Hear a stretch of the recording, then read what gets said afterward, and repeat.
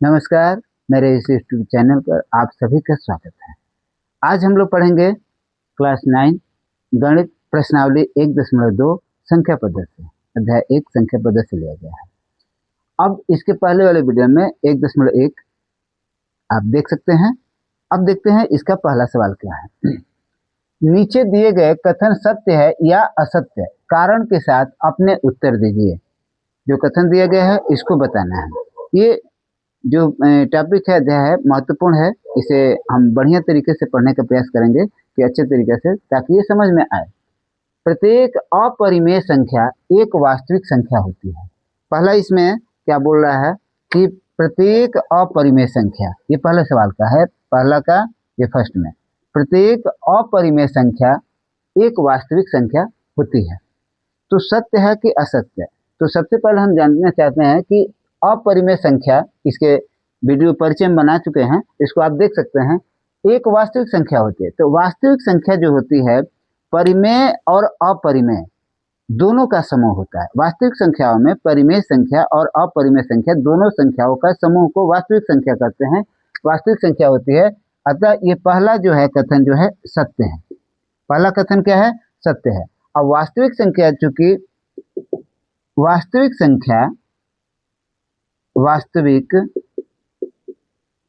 संख्या बराबर होता है परिमेय और अपरिमेय संख्या का समूह होता है। परिमेय संख्या धन अपरिमेय संख्या, अपरिमेय संख्या। इसका मतलब कि यह कथन सत्य है कि प्रत्येक अपरिमेय संख्या एक वास्तविक संख्या होती है, प्रत्येक परिमेय संख्या भी वास्तविक संख्या होती है, और प्रत्येक अपरिमेय संख्या भी वास्तविक संख्या होती है। अतः यह कथन क्या है? सत्य है। दूसरा, संख्या रेखा पर प्रत्येक बिंदु अंडर रूट m के रूप में होता है, जहां m एक प्रकृत संख्या है। अंडर रूट m के रूप में होता है। अब ये कह रहा है कि संख्या रेखा पर, तो संख्या रेखा पर ये 0 होता है, पूरा पूर्णांक होता है। इधर 1 2 3 4 5, इधर माइनस भी संख्या रेखा पर होता है, -1 -2 -3 -4। तो ये कह रहा है कि संख्या रेखा पर जो होता है, ये नीचे लिख देंगे इसको, तो ये हो जाएगा -1, यहाँ पर -2 -3 -4। इसको इस तरह समझते हैं। कह रहा है कि संख्या रेखा पर प्रत्येक बिंदु अंडर रूट m के रूप में होता है, जहां m एक प्रकृत संख्या है। तो ये सत्य है कि नहीं है, इसको देखते हैं। तो हम जानते हैं कि कभी भी प्रकृत संख्या, जिस तरह से 1 2 3 4 5 प्रकृत संख्या यही है, ये नेचुरल नंबर यानी प्रकृत संख्या 1 2 3 4 5 6, ये सारे प्रकृत संख्या है। अनंत यानी गिनती के नंबर, ये सभी प्रकृत संख्या है। तो अंडर रूट m, ये m है, m प्रकृत संख्या है। तो किसी भी प्रकृत संख्याओं का क्या ऋणात्मक वर्गमूल ऋणात्मक नहीं होता है। और यहाँ पर संख्या रेखा पर ये पूर्णांक होते हैं, जो कि पॉजिटिव भी है और निगेटिव दोनों होता है, ऋणात्मक भी होता है और धनात्मक होता है। लेकिन प्रकृत संख्या का वर्गमूल कभी भी ऋणात्मक नहीं होता है। अतः ये कथन क्या है? असत्य है। तो यहाँ पर हम क्या लिखेंगे कि दूसरा नंबर में असत्य। क्या लिखेंगे? असत्य। चूंकि किसी भी प्रकृत संख्या का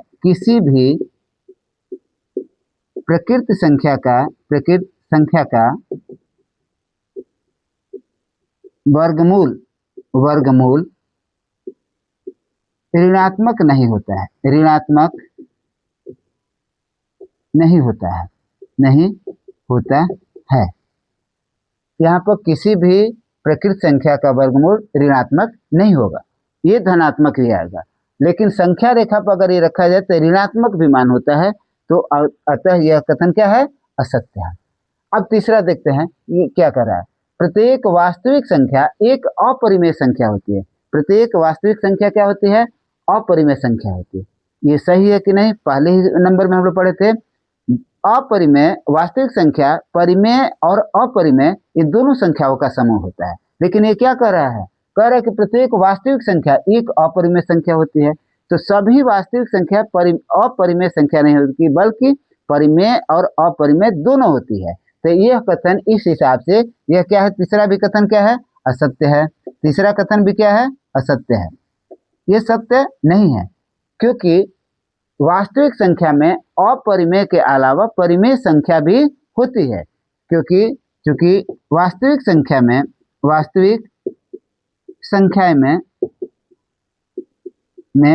परिमेय संख्या भी होती है, परिमेय संख्या भी होती है। वास्तविक संख्या में यहाँ पे बोल रहा है कि वास्तविक संख्या में एक अपरिमेय संख्या होती है, ऐसा नहीं है। वास्तविक संख्या में अपरिमेय और परिमेय दोनों होती है, अतः यह कथन क्या है? असत्य है। यानी वास्तविक संख्या में परिमेय संख्या भी होती है।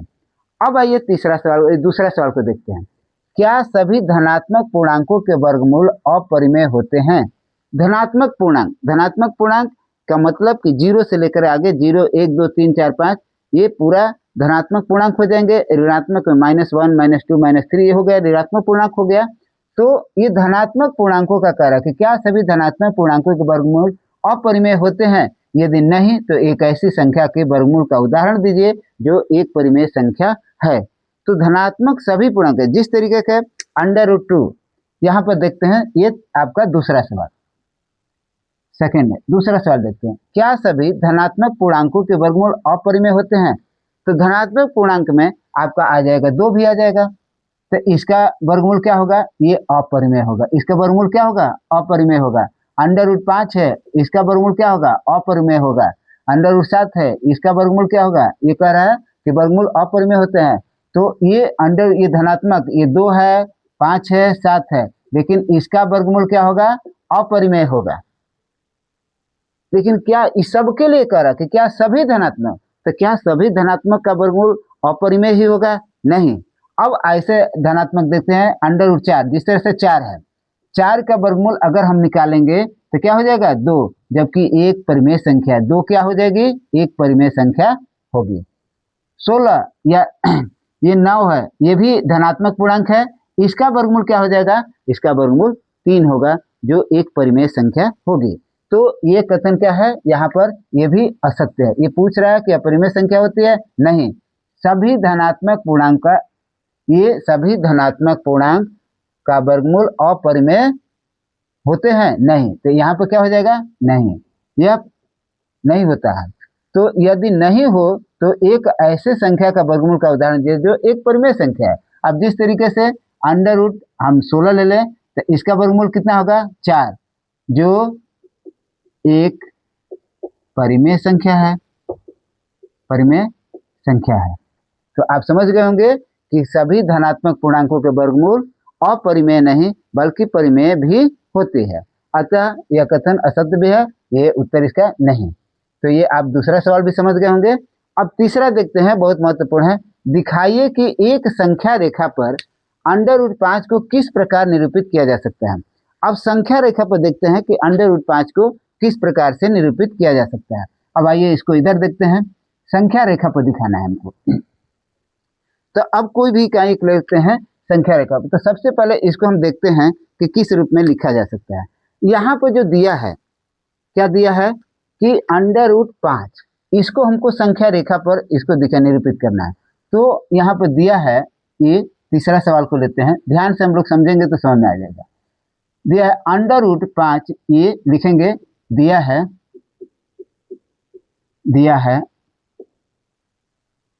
√5, ये दिया है।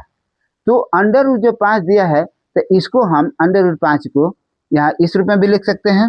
आप √5 बराबर हम √4 के रूप में भी लिख सकते हैं इसको। ये 4 + 1 यानी √5 को 4 के रूप में भी लिखा जा सकता है, या इसको हम लिख सकते हैं इस रूप में भी लिख सकते हैं, √2 का वर्ग धन 1 का वर्ग लिख सकते हैं, √2 का वर्ग धन 1 का वर्ग लिख सकते हैं। अब यहाँ पर क्या, अब देखते हैं, अब समकोण त्रिभुज में ये स्थिति क्या होता है, एक समकोण त्रिभुज की बात करते हैं। तो अब लिखेंगे एक समकोण त्रिभुज, अब समकोण त्रिभुज ABC में कोई समकोण त्रिभुज है जो ABC है, हम मान लेते हैं एक समकोण त्रिभुज हो गया जो ABC, ये एक समकोण त्रिभुज हो गया। क्या है? AB और C, ABC। इसमें क्या हम मान लेते हैं कि अगर ये है तो AB बराबर 2 सेंटीमीटर, ए बी बराबर 2 सेंटीमीटर, 2 इकाई है, इसमें माप दिया नहीं है तो 2 हो जाएगा। और बी सी बराबर एक, ये दोनों हमने मान को मान लिया। और ये जो है अंडर ये एंगल बी, एंगल कोण ए बी सी बराबर 90 अंश, ये समकोण त्रिभुज है। अब इसमें संख्या रेखा पर हमको दिखाना है √5। तो इस हिसाब से देखते हैं कि अब AC का मान कितना होगा। इस हिसाब से AC का मान हो जाएगा AC बराबर, यानी AC बराबर क्या होगा, तो हम लोग क्या है पाइथागोरस प्रमेय से कर्ण का वर्ग बराबर आधार का वर्ग धन लंब का वर्ग।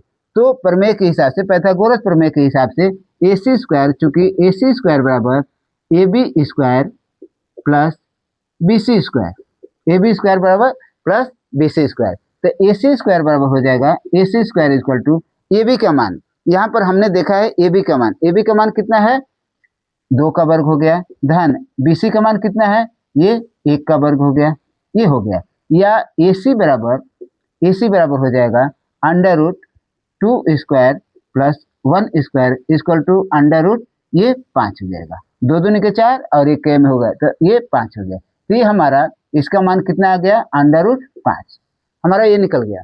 अब इस हिसाब से हम संख्या रेखा पर इसको √5 को कैसे खींचेंगे इसको देखते हैं। एक सबसे पहले संख्या रेखा एक बनाएंगे, एक रेखा बना लेंगे यहाँ पर देखते हैं उसको, इसका हल कैसे होगा। यहाँ पर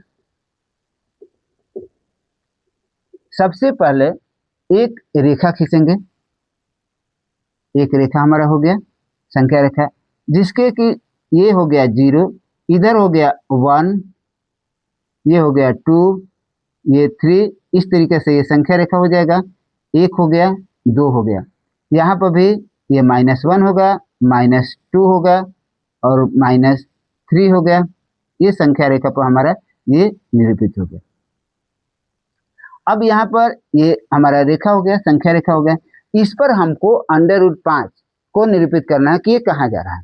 तो यहाँ पर हम देखते हैं कि 2 यूनिट, अब ये जो है AB है, अब यहाँ से ये 0, 1, 2 है, तो AB जो है हम यहाँ पर AB कितना है 2 सेंटीमीटर, तो ये 2 इकाई यहाँ पर 2 इकाई पर चिन्ह लगा लेंगे A और B, ये 2 हो गया, 2 यूनिट हो गए यहाँ पर 2।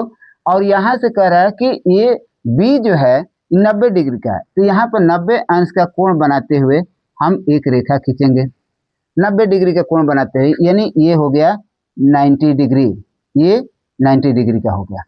90 अंश का कोण बनाते हुए ये रेखा हमने खींचा, ये संख्या रेखा बना लिया।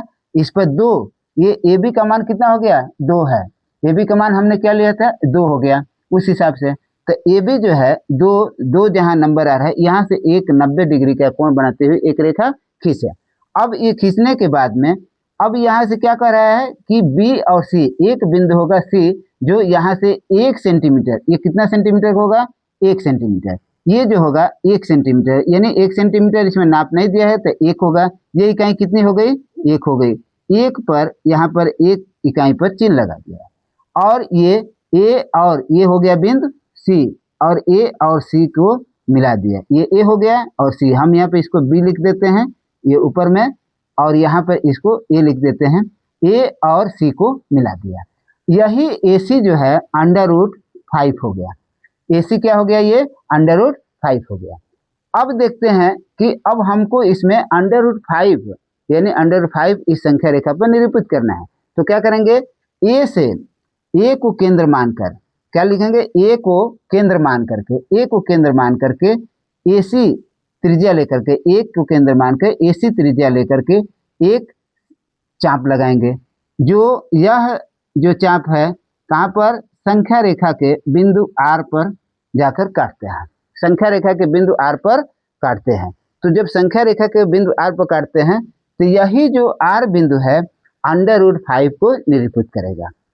आसान तरीका, सबसे पहले एक बार देख लेते हैं। √5 को हम √4 + 1 के रूप में लिख सकते हैं, या इसको √2 स्क्वायर + 1 के रूप में लिख सकते हैं। अब एक त्रिभुज को देखते हैं समकोण त्रिभुज में, एक समकोण त्रिभुज में देखते हैं A, B और C। हम मान लेते हैं कि ये 2 हो गया, ये AB बराबर 2 और BC बराबर 1 ले लेते हैं। अब B जो है 90 अंश का कोण है। अब इस हिसाब से देखते हैं कि AC² + B इक्वल टू क्या होगा, यानी इसका मान क्या होगा तो इस हिसाब से जब पाइथागोरस प्रमेय के हिसाब से हल करते हैं तो यही √5 आता है, यानी AC कितना हो गया √5। अब इसको ठीक संख्या रेखा पर बनाएंगे तो यहाँ पर 1 2 ये 2 लिया गया, तो 2 से ये AB क्या है 2 सेंटीमीटर 2 है 2 इकाई है, तो AB जो है 2 इकाई लेकर के 2 इकाई की दूरी लेंगे 0 से, और यहाँ पर जो B एक बिंदु हो जाएगा, इससे जो है एक समकोण बनाएंगे, इस पर एक समकोण बनाएंगे। अब ये बना और इस पर कितना होगा एक इकाई, इसमें से एक इकाई लेकर के काटेंगे और इसको A और ये कटे हुए बिंदु यानी C को मिला देंगे, यही AC जो है √5 हो गया। अब √5 से √5 का त्रिज्या लेकर के हम इसको एक चाप काटेंगे, जो संख्या रेखा पर जो रेखा पर बिंदु R पर काटते हैं, R पर काटती है, यही R जो है √5 को निरूपित करती है। तो हम लिख सकते हैं ये सारे इस तरीके का, और ये हमारा यही √5 अतः ये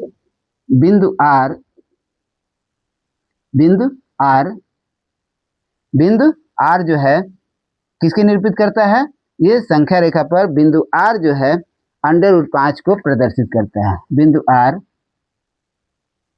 √5 को प्रदर्शित करता है। यही हमारा इस सवाल का हल हो जाएगा।